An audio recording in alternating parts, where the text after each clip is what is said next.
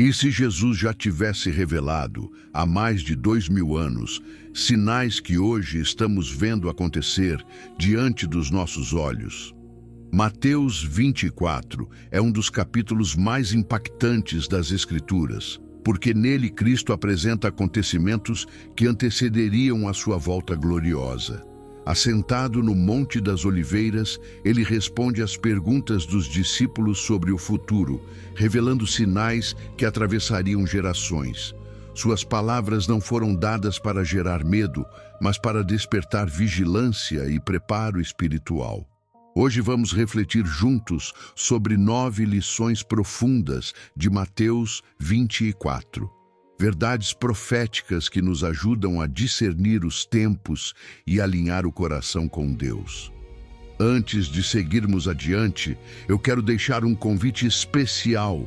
Aproveite este momento para seguir o canal e curtir o vídeo. Dessa forma, você nos ajuda a continuar compartilhando a palavra de Deus e alcançando ainda mais vidas. E ao final, eu gostaria de te ouvir nos comentários. Você sente que o mundo está se aproximando do cumprimento dessas profecias?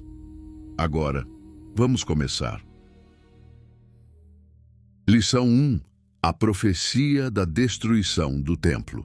E quando Jesus ia saindo do templo, aproximaram-se dele os seus discípulos para lhe mostrarem a estrutura do templo. Jesus, porém, lhes disse: Não vedes tudo isto?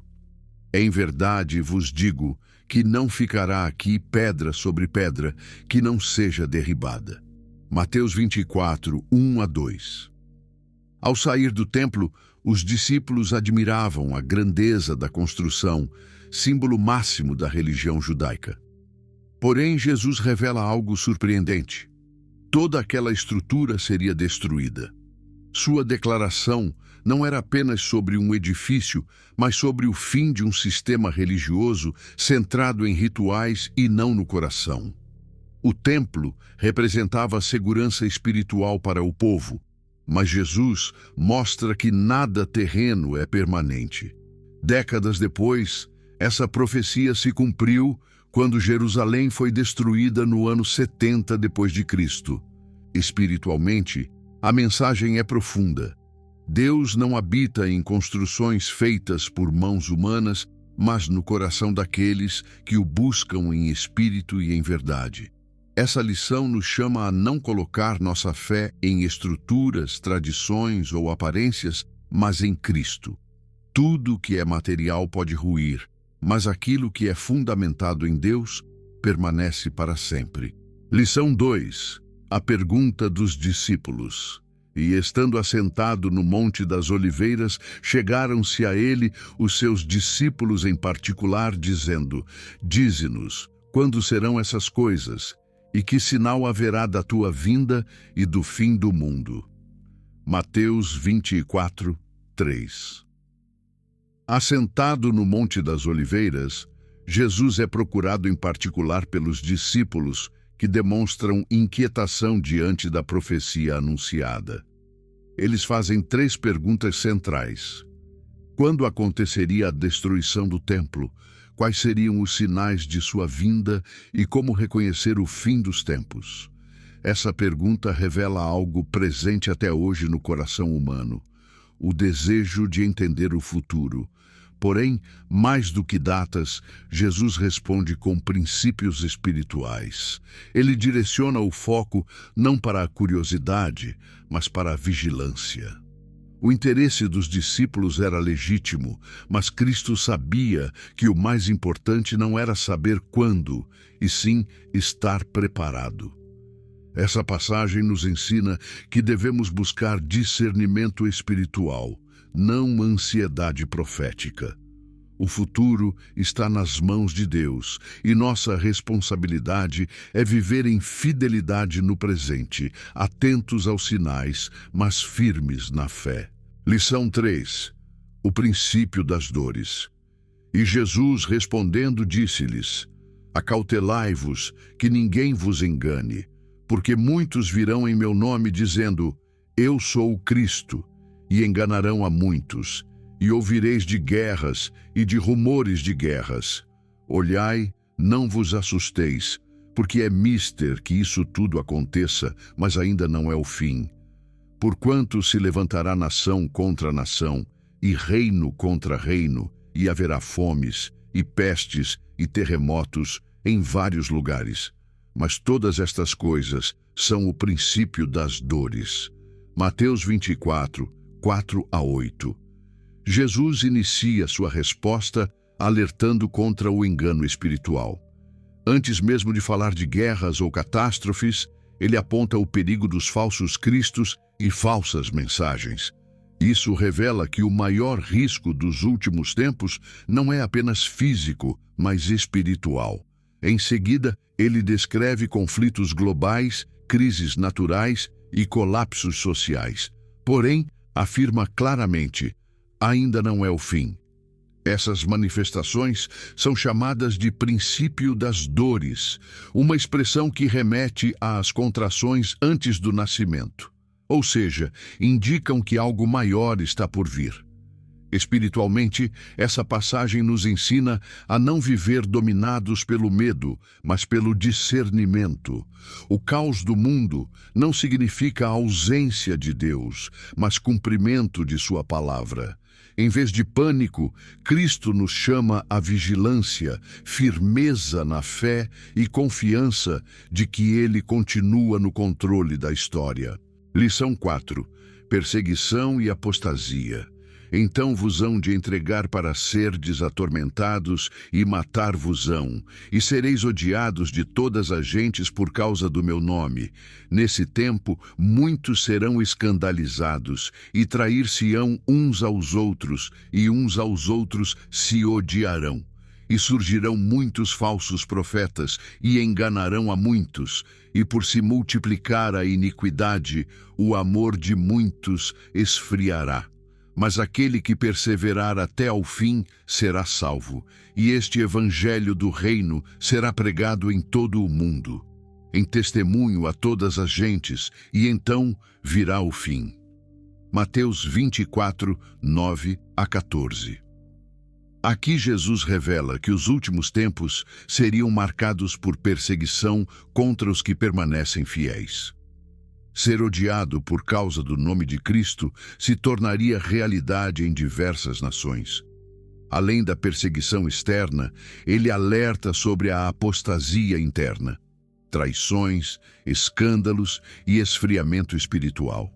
O amor, que deveria ser a marca dos discípulos, diminuiria à medida que a iniquidade aumentasse.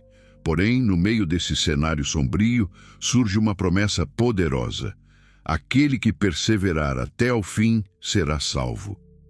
A salvação está ligada à permanência na fé, não à ausência de lutas.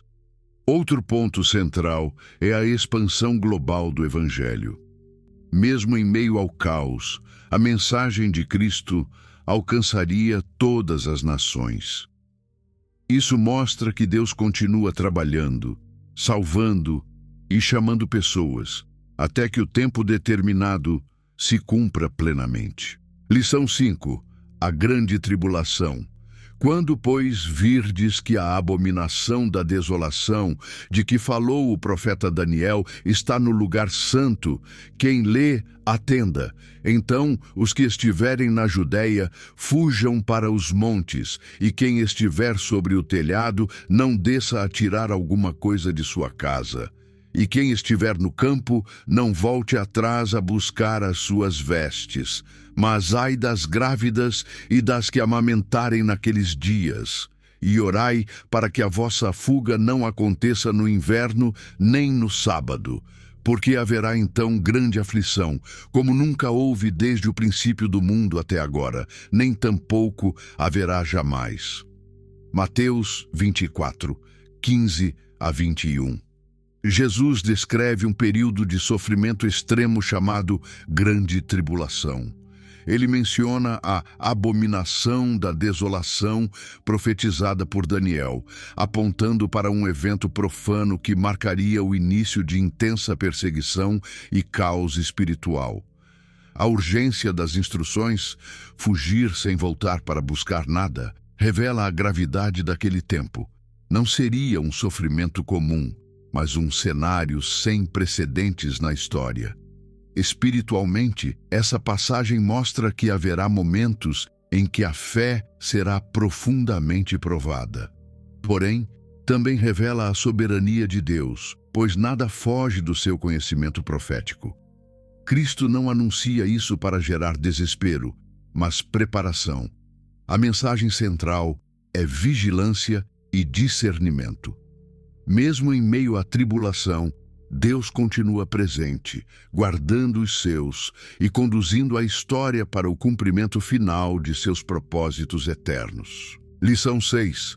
A volta gloriosa de Cristo. E logo depois da aflição daqueles dias, o sol escurecerá, e a lua não dará a sua luz, e as estrelas cairão do céu, e as potências dos céus serão abaladas. Então aparecerá no céu o sinal do Filho do Homem, e todas as tribos da terra se lamentarão e verão o Filho do Homem vindo sobre as nuvens do céu, com poder e grande glória.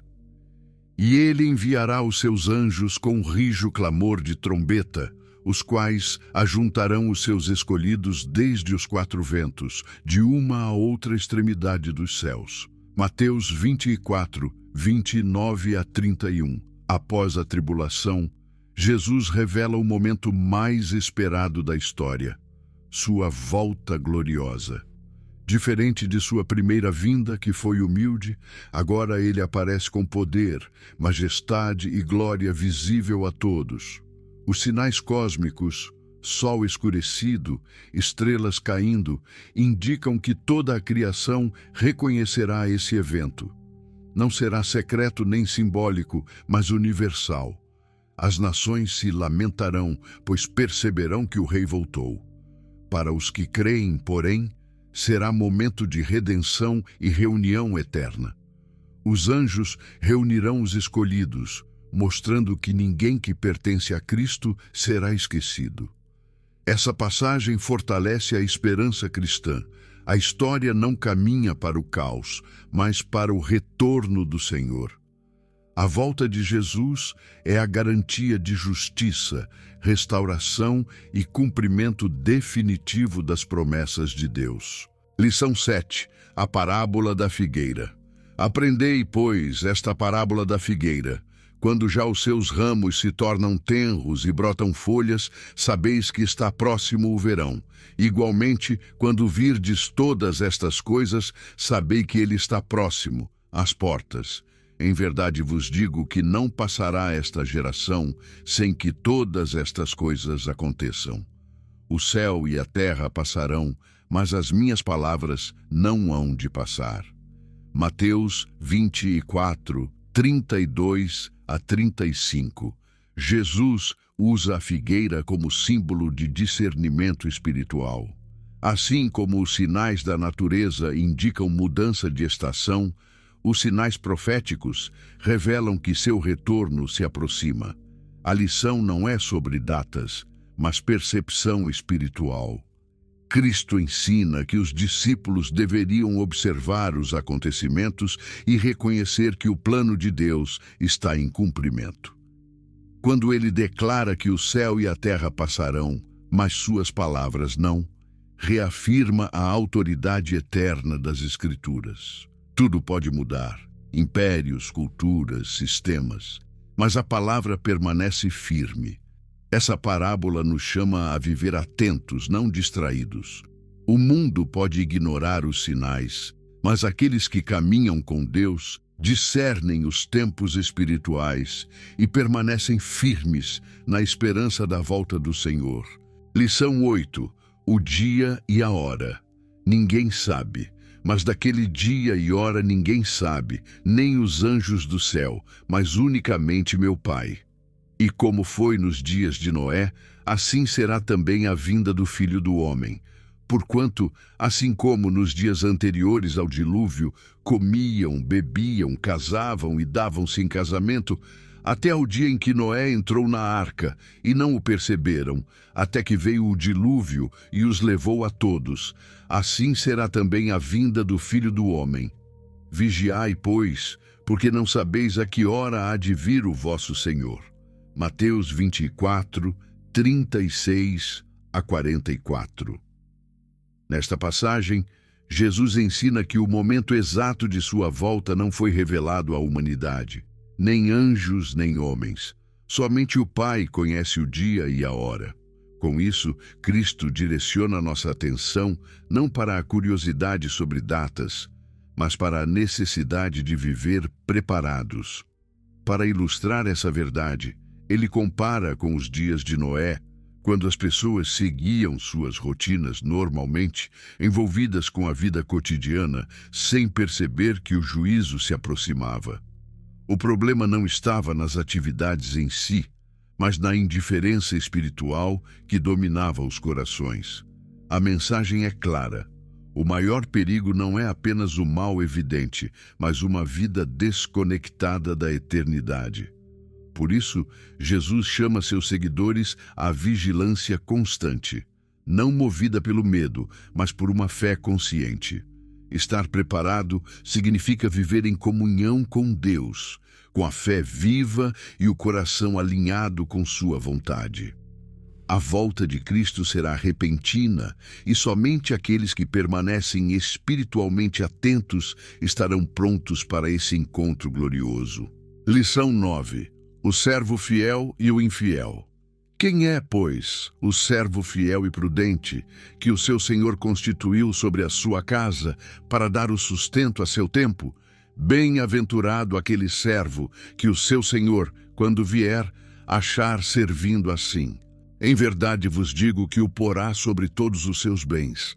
Mas, se aquele mau servo disser no seu coração, o meu senhor tarde virá, e começar a espancar os seus conservos, e a comer e a beber com os ébrios, virá o senhor daquele servo num dia em que o não espera, e destiná-lo-á à sorte dos hipócritas. Ali haverá pranto e ranger de dentes. Mateus 24, 45 a 51. A parábola do servo fiel e do infiel encerra o sermão profético de Jesus, trazendo uma aplicação prática sobre responsabilidade espiritual diante da sua volta. Cristo apresenta dois perfis de servos que refletem atitudes opostas enquanto aguardam o retorno do Senhor. O servo fiel representa aquele que permanece firme em sua missão, cumprindo com zelo aquilo que lhe foi confiado. Mesmo sem saber quando o Senhor virá, ele continua servindo com temor, constância e dedicação, demonstrando que seu coração está verdadeiramente alinhado com Deus. Sua fidelidade não depende de vigilância humana, mas de convicção espiritual. Por outro lado, o servo infiel simboliza aquele que se acomoda com o passar do tempo. Ao pensar que a volta de Cristo tardará, ele relaxa sua postura, negligencia sua responsabilidade e passa a agir de forma irresponsável e egoísta. Essa falsa sensação de demora gera descuido espiritual. A lição central é clara. A espera pela volta do Senhor não é passiva, mas ativa. Somos chamados a viver preparados, servindo, amando e perseverando diariamente. Quando Cristo voltar, haverá prestação de contas, e a fidelidade de cada um será revelada diante dele. Ao final de Mateus 24, compreendemos que as palavras de Jesus não foram dadas para produzir temor, mas para despertar preparo espiritual. Os sinais apresentados revelam que o mundo passaria por abalos e transformações, mas também reafirmam que nada foge ao governo soberano de Deus. A volta de Cristo não será incerta nem oculta, será gloriosa, visível e definitiva, marcando o cumprimento pleno das promessas eternas. Por isso, o chamado central deste capítulo é viver em vigilância.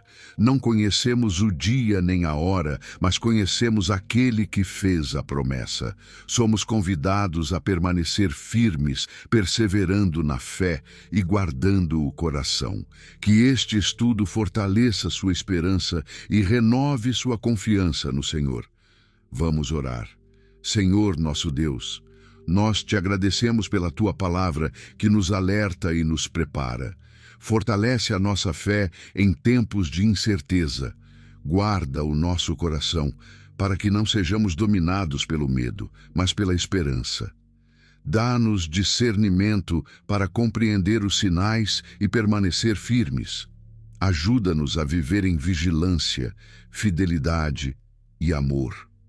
Que nossas vidas estejam alinhadas com a tua vontade todos os dias e que estejamos prontos para o glorioso encontro contigo. Em nome de Jesus, amém. Permaneça na presença do Senhor e que a paz de Deus, aquela que excede todo o entendimento, guarde o seu coração e a sua mente em Cristo Jesus. Deus te abençoe e até o próximo vídeo.